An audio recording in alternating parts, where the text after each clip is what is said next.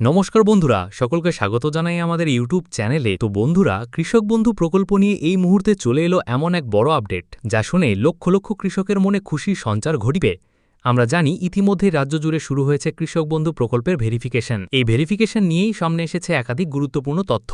সবথেকে বড় প্রশ্ন, সত্যি কি কৃষক বন্ধু প্রকল্পে ৩০ লক্ষ নাম বাদ যেতে পারে? কারা টাকা পাবেন আর কারা টাকা পাবেন না? কৃষক বন্ধু টাকা কবে থেকে দেওয়া শুরু হবে? পিএম কিষাণের টাকা যারা ভুলভাবে নিয়েছেন তাদের কেন নোটিশ পাঠানো হচ্ছে? কাদের টাকা ফেরত দিতে হবে?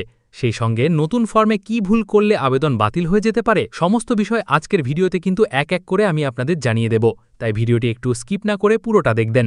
আর আপনি আমাদের চ্যানেলে নতুন এলে চ্যানেলটি সাবস্ক্রাইব করে পাশের নোটিফিকেশন বেলটি অন করে রাখবেন, কারণ এই ধরনের সরকারি প্রকল্পের গুরুত্বপূর্ণ তথ্য বা আপডেট সবার প্রথম পাওয়ার জন্য। তো চলুন বন্ধুরা, ভিডিও শুরু করা যাক। দেখুন, বলা হয়েছে কৃষক বন্ধুতে বড় সুখবর, ৩০ লক্ষ নাম বাদ।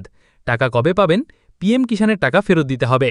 বড় আপডেট। তো চলুন দেখে নিই কৃষক বন্ধু প্রকল্পে যে ৩০ লক্ষ নাম সত্যি কি বাদ যাচ্ছে, টাকা কৃষক বন্ধু প্রকল্পে কবে আপনারা পাবেন, এবং যারা পিএম কিষাণের টাকা পেয়েছেন তাদের কি সত্যিই টাকা ফেরত দিতে হবে, এক এক করে আপডেটের মাধ্যমে জেনে নিই। তারপর বলা হয়েছে অনেকদিন ধরেই বিভিন্ন জায়গায় শোনা যাচ্ছিল কৃষক বন্ধু প্রকল্প হয়তো বন্ধ হয়ে যেতে পারে, কিন্তু নবান্নের সূত্র অনুযায়ী জানানো হয়েছে যে কৃষক বন্ধু প্রকল্পের সমস্ত উপভোক্তার তথ্য নতুন করে যাচাই বা ভেরিফিকেশন করা, আর সেই কারণেই বর্তমানে রাজ্যের বিভিন্ন জেলায় শুরু হয়েছে কৃষক বন্ধু প্রকল্পের ভেরিফিকেশন। এবার বলে দেব কেন করা হচ্ছে এই ভেরিফিকেশন। সরকারি সূত্রের দাবি, পুরনো তালিকায় বহু অসংগতি ধরা পড়েছে।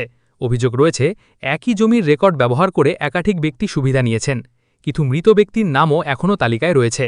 আবার অনেক অযোগ্য ব্যক্তিও এই প্রকল্পের টাকা পেয়েছেন বলে অভিযোগ উঠেছে। এই কারণেই এবার প্রকৃত যোগ্য কৃষকদের চিহ্নিত করার জন্য শুরু হয়েছে এই বিশেষ প্রক্রিয়া। এবার বলে দেব ৩০ লক্ষ নাম বাদ যেতে পারে কি। দেখুন, বলা হয়েছে সূত্রের খবর অনুযায়ী পুরনো তালিকা খতিয়ে দেখার সময় প্রায় ৩০ লক্ষ উপভোক্তার নাম বাদ যেতে পারে বলে আশঙ্কা করা হচ্ছে।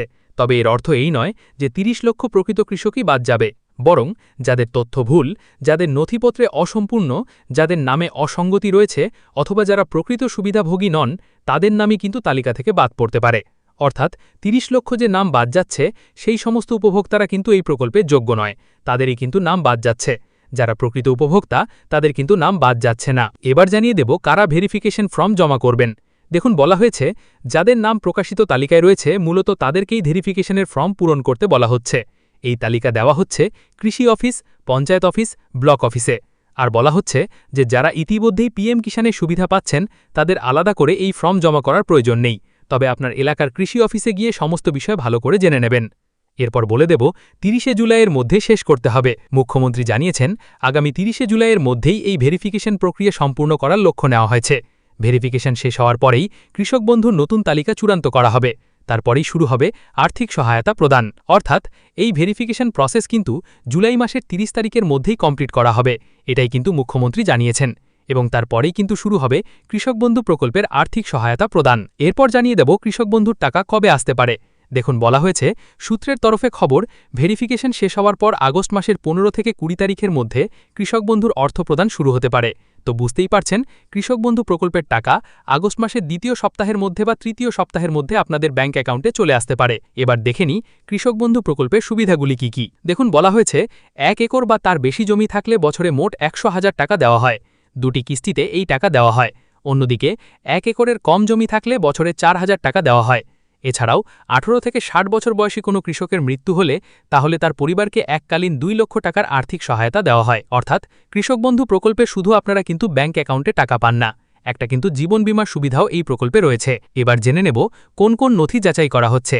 দেখুন, বলা হয়েছে ভেরিফিকেশনের সময় যে সমস্ত নথি যাচাই করা হচ্ছে সেগুলি হলো, প্রথমেই রয়েছে ভোটার কার্ড, তারপর বলা হয়েছে আধার কার্ড মোবাইল নাম্বার লিঙ্ক, এরপর বলা হয়েছে ব্যাংক অ্যাকাউন্ট ডিবিটি সংযোগ, তারপর বলা হয়েছে জমির রেকর্ড, এবং শেষে বলা হয়েছে মালিকানার তথ্য। এই সব তথ্য সঠিক না থাকলে কিন্তু এই প্রকল্পের টাকা পেতে আপনারা সমস্যায় পড়তে পারেন। এই সমস্ত কাগজ কিন্তু ভেরিফিকেশনে দেখা হচ্ছে বা যাচাই করা হচ্ছে। এবার আমি আপনাদের জানিয়ে দেব ফর্ম রিজেক্ট হওয়ার প্রধান কারণ। অনেক কৃষকের ফর্ম রিজেক্ট হওয়ার আশঙ্কা রয়েছে, কিন্তু কেন? প্রথম কারণ, কেবিআইডি নম্বর ভুল লেখা। অনেক কৃষক বন্ধু স্ট্যাটাসে পেজে থাকা কেবিআইডি নম্বর ঠিকমতো না দেখে লিখছেন, ফলে অনলাইনে যাচাইয়ের সময় তথ্য মেলে না, এতে আবেদন কিন্তু বাতিল হতে পারে। তো কেবিআইডি নম্বর যারা ভুল লিখবেন তাদের আবেদন কিন্তু বাতিল হতে পারে। দ্বিতীয় কারণ বলা হয়েছে ব্যাংক অ্যাকাউন্টের নাম্বার ভুল। অনেকেই কিন্তু ব্যাংক অ্যাকাউন্টের নাম্বার ভুল দিচ্ছেন, তাদেরও কিন্তু আবেদন বাতিল হয়ে যাবে। এরপর আরও একটি কারণ হচ্ছে আইএফসি কোড ভুল। অনেকেই কিন্তু ব্যাংকের আইএফসি কোড ভুল দিচ্ছেন, যেসব ব্যাংক মার্জ হয়ে গেছে তারা পুরনো ব্যাংকের আইএফসি কোড দিচ্ছেন, এক্ষেত্রে কিন্তু তাদের ব্যাংক অ্যাকাউন্টে টাকা দেওয়া হবে না। তারপর বলা হয়েছে জমির তথ্য ভুল দেওয়া, অনেকেই জমির তথ্য কিন্তু ভুল দিচ্ছেন। এরপর শেষে বলা হয়েছে জেরক্স কপিতে সেলফ অ্যাটাস্টেড না করা, অনেকেই কিন্তু যে সমস্ত ডকুমেন্টসগুলো দিচ্ছেন সেই ডকুমেন্টসে কিন্তু সেলফ অ্যাটাস্টেড বা নিজের সই করছেন না, সেই সমস্ত আবেদনপত্রগুলো কিন্তু বাতিল করে দেওয়া হবে, এমনটাই জানানো হয়েছে। এবার জানিয়ে দেব পিএম কিষাণ নিয়ে বড় আপডেট।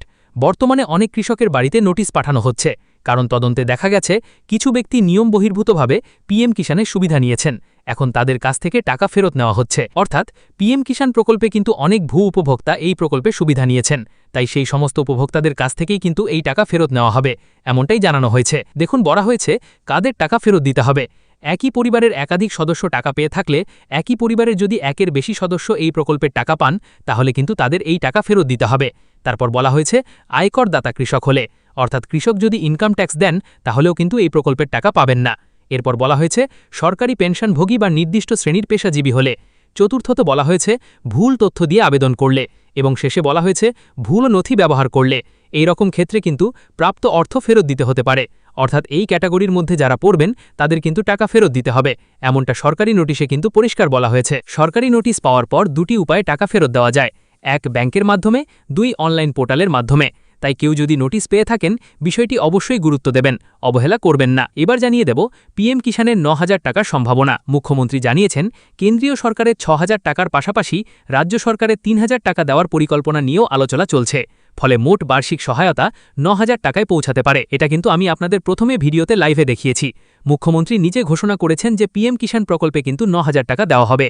সেই সঙ্গে যেসব কৃষক ২০১৯ সালের আগে আবেদন করেছিলেন কিন্তু বিভিন্ন কারণে তালিকায় নাম ওঠেনি, তাদের নথি পুনরায় যাচাই করা হচ্ছে।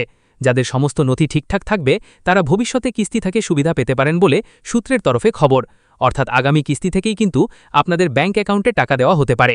তো বন্ধুরা, কৃষক বন্ধু প্রকল্পের টাকা পাওয়ার বিষয়ে যদি আপনার কিছু জানার থাকে অবশ্যই কমেন্টে জানাবেন। ভিডিও ভালো লাগলে একটি লাইক দিয়ে বন্ধুবান্ধবদের সঙ্গে শেয়ার করতে ভুলবেন না। ভিডিওটি দেখার জন্য আপনাকে অসংখ্য ধন্যবাদ।